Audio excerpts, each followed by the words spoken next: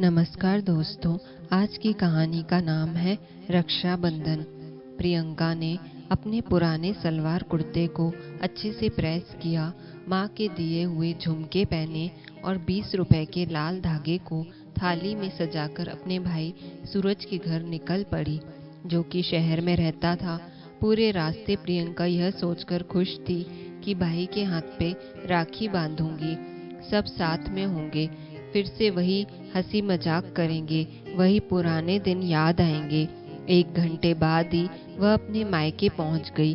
जैसे ही डोरबेल बजाई तो दरवाजा उसकी भाभी मेघा ने खोला।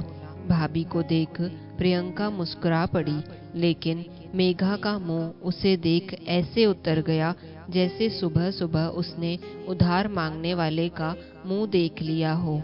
क्या हुआ प्रियंका, इतनी सुबह सुबह यहाँ क्यों आई हो? कुछ काम था क्या? क्या बात है? तो प्रियंका ने कहा, भाभी आज राखी है ना, भूल गई क्या? तो मुंह बनाते हुए मेघा ने कहा, भूली नहीं हूँ, लेकिन तुम मनाने दो तब ना, हर साल आ जाती हो। भाई राखी है, कोई तीर्थ नहीं है कि जब तक आओगी नहीं तब तक पुण्य नहीं मिलेगा। किसी के हाथ भी भेज सकती हो ना। तुम्हारे चक्कर में हमारा तो राखी का दिन था ना। अचानक से मेघा का ऐसा सवाल सुन प्रियंका सकपका गई और दरवाजे पे ही खड़े खड़े मेघा ने इतने सारे सवाल कर दिए कि बेचारी प्रियंका एकदम से हड़बड़ा गई और खुद को संभालते हुए पर मुस्कुराते हुए उसने कहा, भाभी आज राखी है तो मैं अपने भैया को राखी बांधने आई हूँ। आप नहीं जाएंगे क्या अपने भैया को राखी बांधने? तो मेघा ने दरवाजे पे खड़े खड़े ही प्रियंका को बड़ी ही बेरुखी से कहा।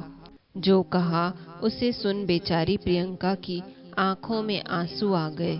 उसने कहा, पता है मुझे कि आज राखी है और आज जा भी रही थी, लेकिन अब तो तुम आ गई, अब तुम्हारे चक्कर में लेट होगा। कहते हुए मेघा अंदर चली गई और सूरज को आवाज देते हुए बोली, सुनिए जी, आपकी बहन आई हुई है राखी बांधने। मेघा की बात सुन सूरज बाहर आया तो प्रियंका थाली लेकर जैसे ही अपने भाई सूरज के पास आई, तभी मेघा बीच में ही बोल पड़ी, देखो बहन जी, बुरा मत मानना, अब यह सब कुछ ड्रामा छोड़ ही दो।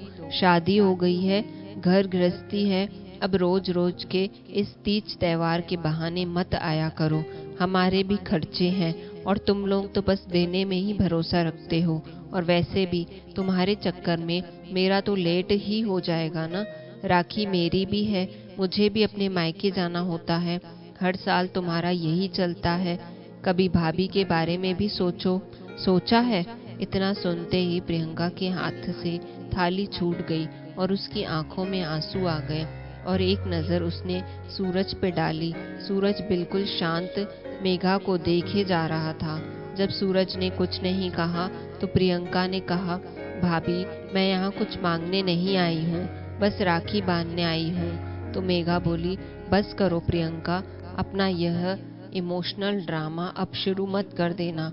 तुम्हारी इसी ड्रामे की वजह से मेरा घर बर्बाद हो जाता है, हमारे बीच में लड़ाइयाँ हो जाती हैं।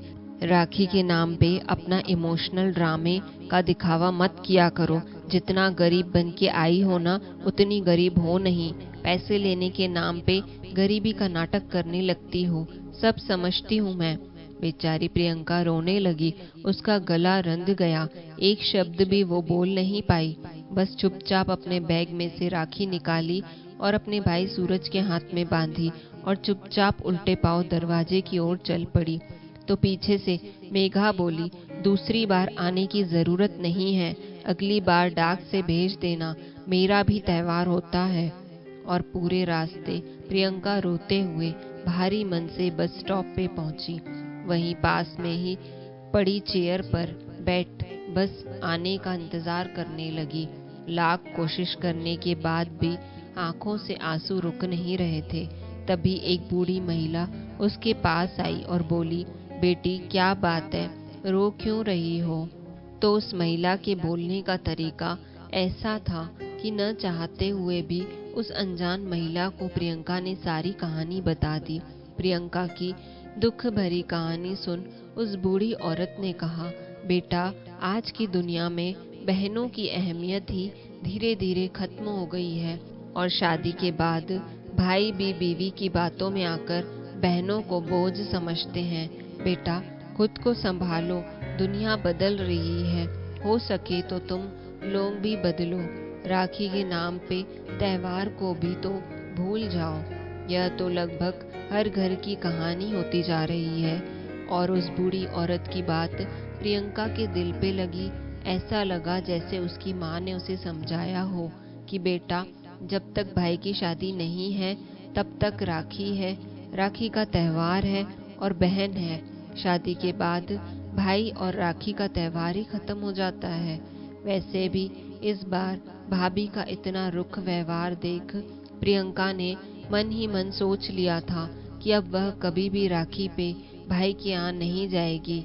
माना कि मायके का मोह इतनी जल्दी खत्म नहीं होता, लेकिन यह सच्चाई भी है कि जब तक माँ बाप होते हैं तभी तक मायका होता है।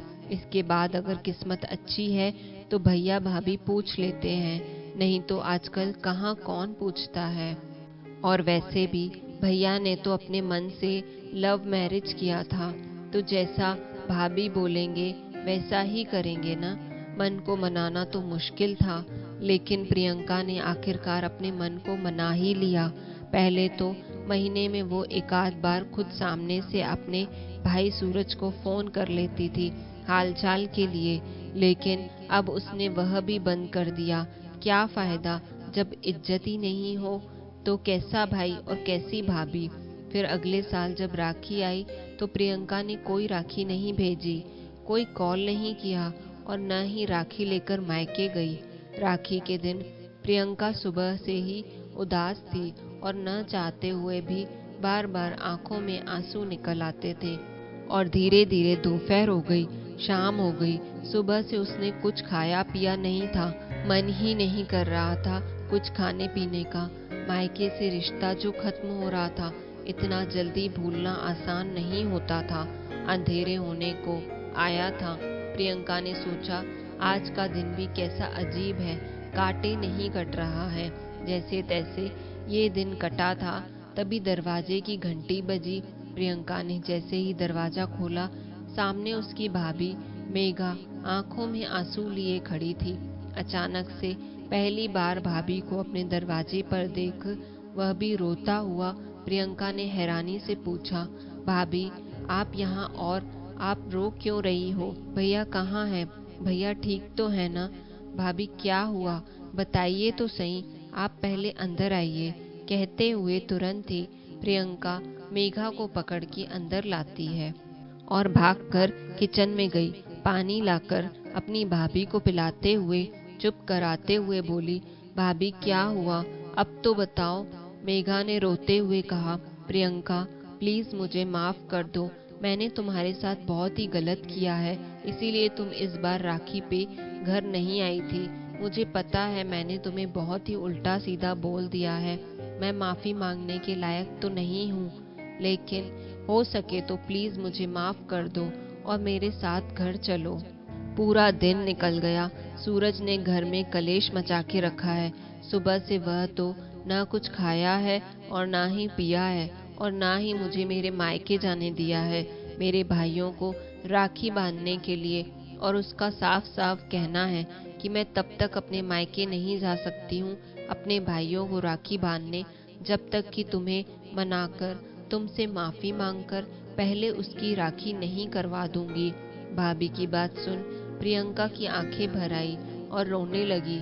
तो मेघा ने कहा, प्रियंका पूरा दिन निकल गया है, मैंने सूरज को बहुत ही मनाने की कोशिश की कि वह मुझे मायके ले चले, लेकिन नहीं, सूरज ने तो जिद पकड़ ली है कि मेरा मायका बंद करवा के ही रहेंगे और तब तक बंद रहेगा जब तक कि तुम उस घर में वापस नहीं आ जाओगी।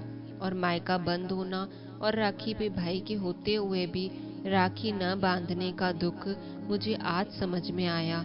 तुम्हारी तकलीफ मुझे आज समझ में आई कि जब खुद मेरे ऊपर बीता तब जाकर मुझे एहसास हुआ मैंने तुम्हारे साथ बहुत ही गलत किया है।